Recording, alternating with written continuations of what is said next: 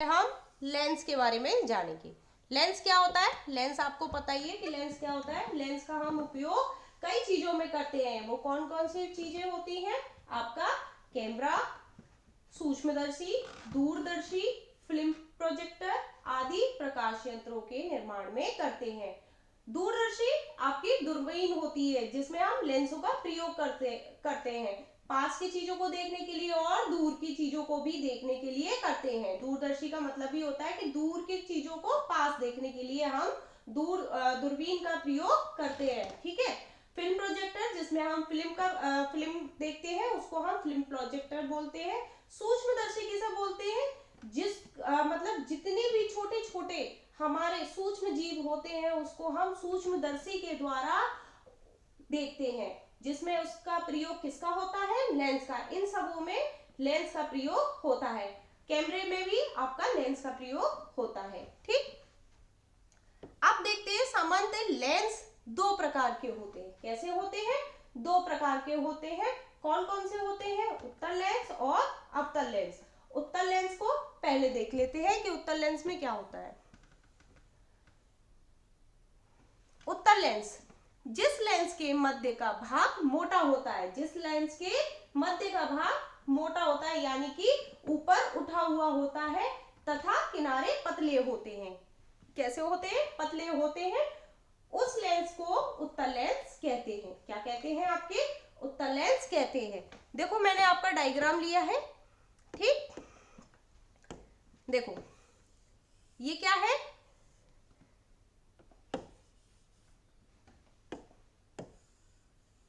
मैंने ये लेंस आपका बना के दिखाया है।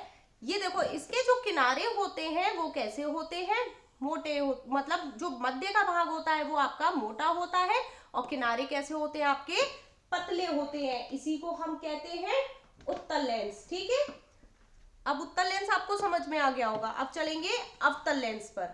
अवतल लेंस को देखते हैं। अवतल लेंस में होता है जिन लेंस के मध्य का भाग पतला कैसा होता है? मध्य यानी कि बीच का भाग कैसा होता है? पतला होता है तथा किनारों का मोटा, उसे हम अवतल लेंस कहते हैं। क्या कहते हैं? अवतल लेंस। देखो जो बीच का जो मध्य भाग है आपको दिख रहा है ये पतला है।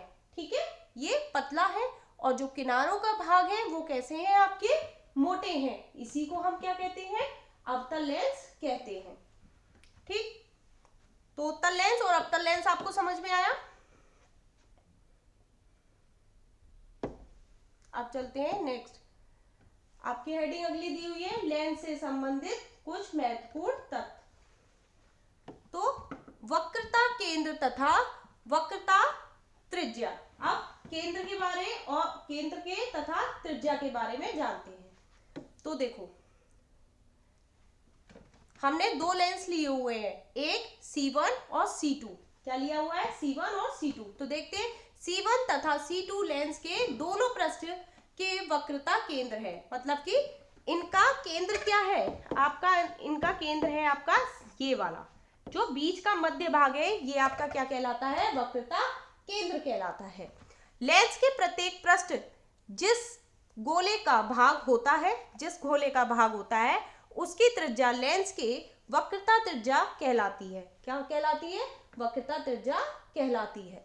लेंस में दो वक्रता केंद्र तथा दो वक्रता त्रिज्याएं होती हैं। कैसे? देखो मध्य भाग ये हो गया और इसकी त्रिज्या क्या हो गई? आपके ये। और जो मध्य का ये भाग दिया हुआ है इसको हम क्या कहेंगे? त्रिज्या। ठीक है। आपको समझ में आया? दो गोले आपके C1 और C2 हो गया। ठीक है। इसकी जो त्रिज्या दिख रही है, एक गोले की त्रिज्या ये है और एक गोले की त्रिज्या ये है। ठीक है। तो ये दो गोले की क्या हो गया? केंद्रक हो गया। किसको बोलेंगे? इसको बोलेंगे केंद्रक। ठीक है। और जो दोनों की क्या है? दोनों वक्रता केंद्र तथा दोनों वक्रता त्रिज्या यानी कि ये दोनों जो कि ये है आपकी त्रिज्या कहलाई जाएगी। ठीक।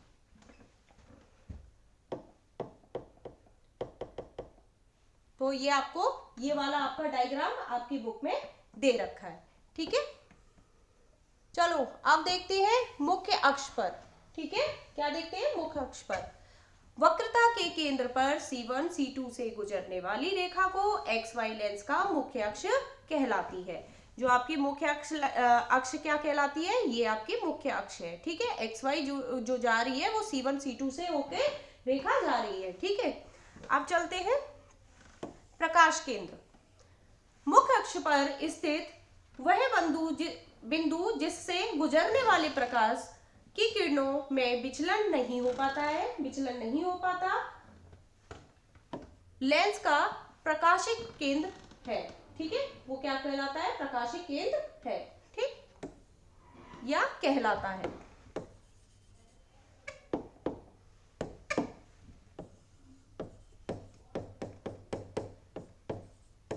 ठीक है, प्रकाशित केंद्र कहलाता है। अब चलते हैं मुख्य फोकस दूरी पर।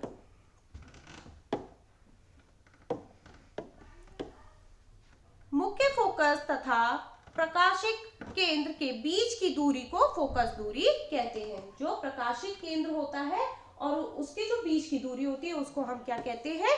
फोकस दूरी। जो बीच की दूरी है उसको हम फोकस दूरी कहते हैं। और आपकी मुख्य अक्ष प्रकाश की केंद्र, ये जो आपकी मुख्य अक्ष की है और जो प्रकाश जा रहा है इसको हम मुख्य अक्ष प्रकाश केंद्र कहते हैं। ठीक, अब चलते हैं उत्तल लेंस की तरफ। ठीक, उत्तल लेंस क्या होता है आपका? उत्तल लेंस आपतित समानांतरण प्रकाश की किरणों को मुख्य अक्ष की ओर मोड़ देता है। मतलब कि मुख्य अक्ष की तरफ मोड़ देता है, इसीलिए इसे अभिसारी लेंस भी कहते हैं। ठीक है, इसने क्या हुआ? इसने उस तरफ मोड़ दिया या इस तरफ मोड़ दिया। ठीक, नेक्स्ट है अवतल लेंस। अवतल लेंस के बारे में जानेंगे, जिसे हम अपसारी लेंस भी कहते हैं। अवतल लेंस आपतित समानांतरण प्रकाश की किरणों के अनुसार मुख्य अक्ष से दूर फैलाता है। मुख्य अक्ष से दूर फैलाता है। जैसे ये देखो, ये मुख्य अक्ष से दूर फैला रहा है। ठीक, इसीलिए इसे अपसारी लेंस भी कहते हैं और इसको हम क्या कहते हैं? अपसारी लेंस भी कहते हैं। ठीक,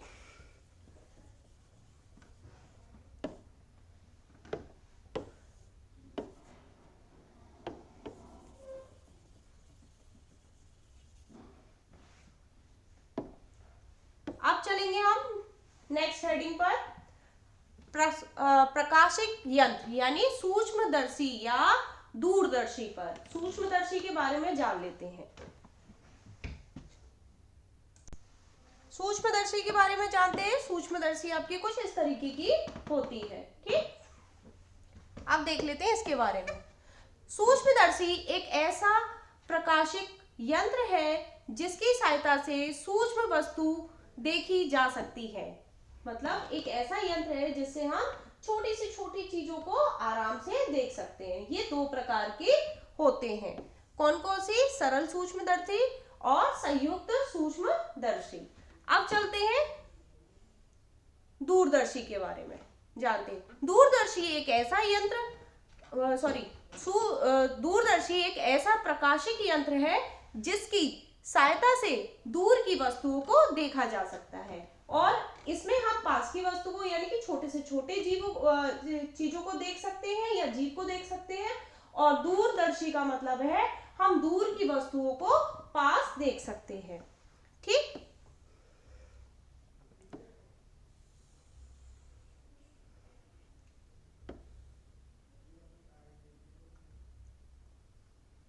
अब चलेंगे हम नेत्र पर। ठीक है, नेत्र के बारे में जानेंगे। मानव नेत्र के बारे में पढ़ेंगे। जो हमें मानव नेत्र मतलब जो हमारे नेत्रों के बारे में जानकारी देगा। ठीक है, तो मानव नेत्र गोलाकार होता है। आपको पता है हमारी जो आंखें होती है वो कैसी होती है? गोलाकार होती है, जिसके सामने का भाग कुछ उभरा हुआ होता है, जिसे हम कार्निया कहते हैं। है ना? क्या कहते हैं? कार्निया। कार्निया के पीछे एक अपारदर्शी पर्दा होता है जिसे आइरिस कहते हैं। क्या कहते हैं? जिसे हम आइरिस कहते हैं।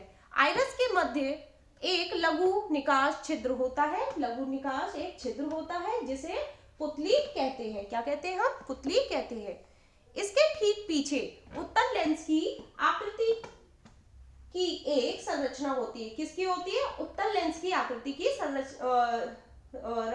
संरचना होती है, जिसे नेत्र लेंस कहते हैं। क्या कहते हैं? जिसे नेत्र लेंस कहते हैं।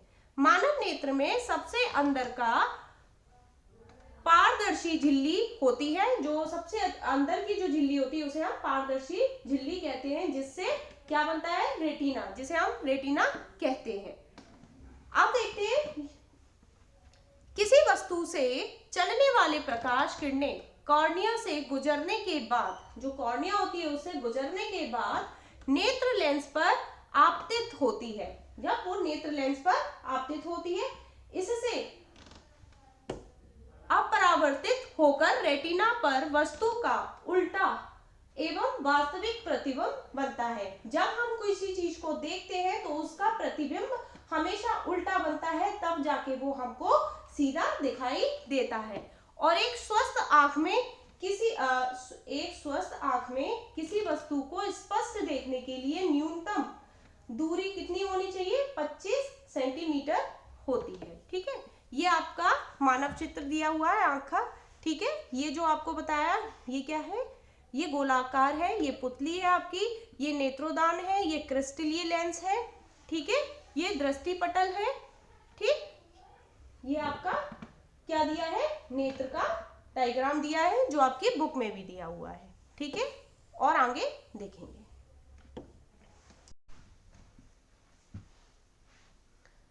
अब देखेंगे दृष्टि दोष। जब मानव नेत्र के सामने स्पष्ट दृष्टि की न्यूनतम दूरी 25 सेमी पर रखी वस्तु साफ साफ दिखाई नहीं देती तो इसे दृष्टि दोष कहते हैं। जब व्यक्ति के सामने रखी हुई चीज स्पष्ट नहीं दिखाई देती, उसको हम क्या कहते हैं? दृष्टि दोष कहते हैं। ये दो प्रकार के होते हैं, निकट दृष्टि दोष और दूर दृष्टि दोष। तो पहले देख लेते हैं निकट दृष्टि दोष।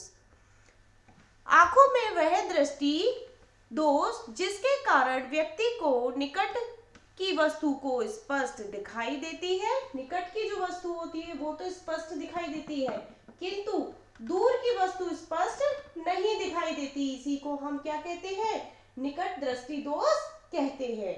ठीक, दूर दृष्टि दोष क्या होती है? आंखों में वह दृष्टि दोष जिसके कारण व्यक्ति को दूर की वस्तु तो स्पष्ट दिखाई देती है, किंतु निकट की वस्तु स्पष्ट दिखाई नहीं देती, उसे हम दूर दृष्टि दोष कहते हैं। ठीक है, आपको समझ में आया इतना?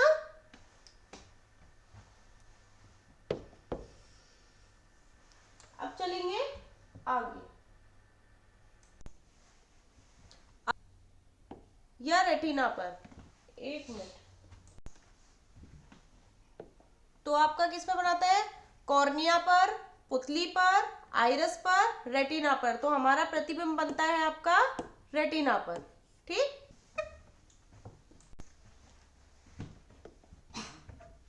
तो सामान्य नेत्र के लिए किसी वस्तु को स्पष्ट देखने की न्यूनतम दूरी है कितनी? 25 मीटर, 2.5 मीटर, फिर आ जाएगा 25 सेंटीमीटर और 2.5 सेंटीमीटर। ठीक है, तो आपका आ जाएगा 25 सेंटीमीटर। नेक्स्ट क्वेश्चन है, श्वेत प्रकाश जब प्रिज्म से होकर गुजरता है तो प्रिज्म के आधार की ओर प्राप्त रंग होता है। कौन सा प्राप्त रंग होता है बेटा? तो आपका रंग हो जाता है लाल। ठीक, अब चलते हैं सही गलत के चिन्ह लगाए। उत्तल लेंस द्वारा दूरी की वस्तु का प्रतिबिंब वास्तविक एवं उल्टा बनता है। तो आपका कैसा हो जाएगा? ये आंसर बिल्कुल सही हो जाएगा। ठीक, नेक्स्ट क्वेश्चन है, प्रिज्म से अपवर्तन के पश्चात निर्गत किरणें आपतित किरण के समांतर होती है? नहीं, तो इसका आंसर हो जाएगा गलत। अवतल लेंस से कभी वास्तविक और कभी आभासी प्रतिबिंब बनता है? नहीं। अपवर्तनांक की घटना में आपतन कोण अपवर्तन कोण के बराबर होता है? नहीं।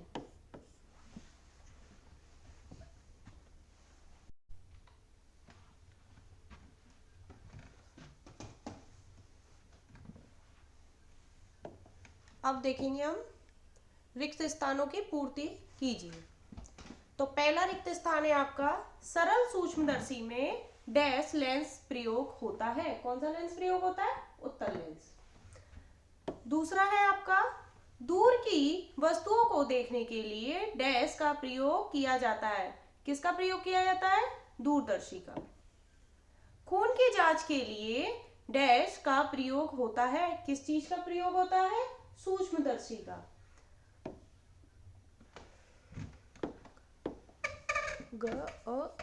ये क्वेश्चन आपका घ। निकट दृष्टि दोष के निवारण हेतु चश्मे में डैश प्रयोग होता है। कौन सा लेंस प्रयोग होता है? अवतल लेंस। ठीक। अब चलेंगे फोर्थ क्वेश्चन पर। प्रकाश का अपवर्तनांक किसे कहते हैं? प्रकाश के अपवर्तनांक संबंधी नियमों को लिखिए। तो पहले आंसर देख लेते हैं। प्रकाश की किरण जब एक समांगी पारदर्शी माध्यम में तिरछा प्रवेश करती है तो वह दोनों माध्यम को अलग करने वाले पृष्ठ पर मुड़ जाती है।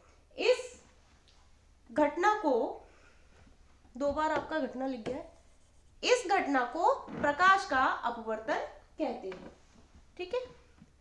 अब अपवर्तन के नियम देख लेते हैं। आपतित किरण, अपवर्तित किरण तथा अभिलंब तीनों एक ही तल में होता है। ठीक।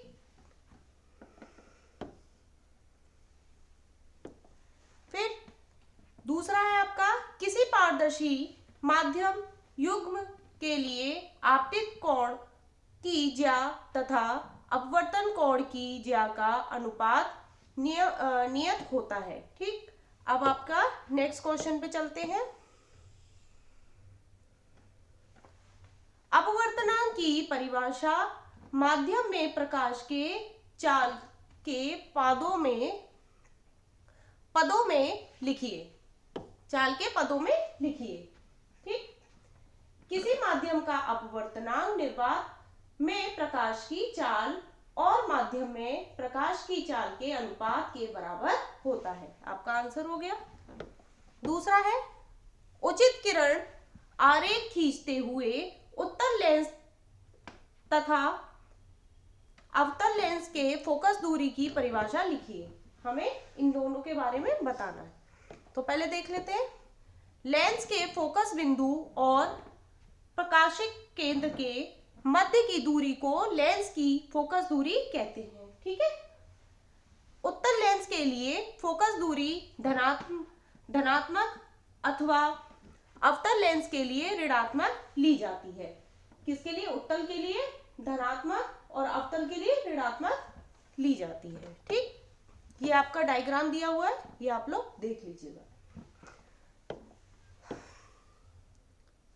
दूरदर्शी किसे कहते हैं? दूरदर्शी के बारे में पूछा है। दूरदर्शी किसे कहते हैं? दूरदर्शी उस प्रकाशीय यंत्र को कहते हैं जिससे देखने पर दूर की वस्तुएं बड़े आकार की अथवा स्पष्ट दिखाई देती हैं। ठीक है। बड़े आकार में दिखाई देती है, बड़े आकार की होती है और स्पष्ट दिखाई देती है, और इसको दूरबीन भी कहते हैं। क्या कहते हैं? दूरबीन भी कहते हैं।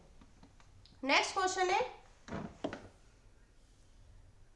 नेत्र दोष किसे कहते हैं? ये कितने प्रकार के होते हैं?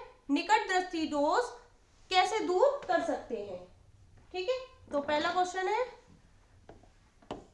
जब मानव नेत्र के सामने स्पष्ट दृष्टि की न्यूनतम दूरी 25 सेमी पर रखी वस्तु साफ साफ नहीं दिखाई देती, इसे दृष्टि दोष कहते हैं। ठीक है। साफ नहीं दिखाई देती उसे हम क्या कहते हैं? दृष्टि दोष कहते हैं। ये दो प्रकार के होते हैं। पहली है निकटदर्शी दोष और दूसरी है दूरदृष्टि दोष। अब निकटदृष्टि दोष के बारे में ये जानते हैं, ये किससे दूर की जा सकती है। निकटदृष्टि दोष दूर करने के लिए चश्मे में उचित फोकस दूरी का अवतल लेंस प्रयोग किया जाता है। ठीक है,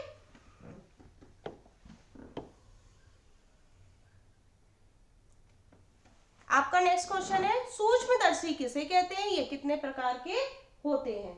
सूक्ष्मदर्शी एक ऐसा प्रकाशिक यंत्र है जिसकी सहायता से सूक्ष्म वस्तुएं देखी जा सकती हैं। ये दो प्रकार की होती है, सरल सूक्ष्मदर्शी और संयुक्त सूक्ष्मदर्शी। ठीक है, आपके क्वेश्चन आंसर कंप्लीट हो गए। थैंक यू बच्चों।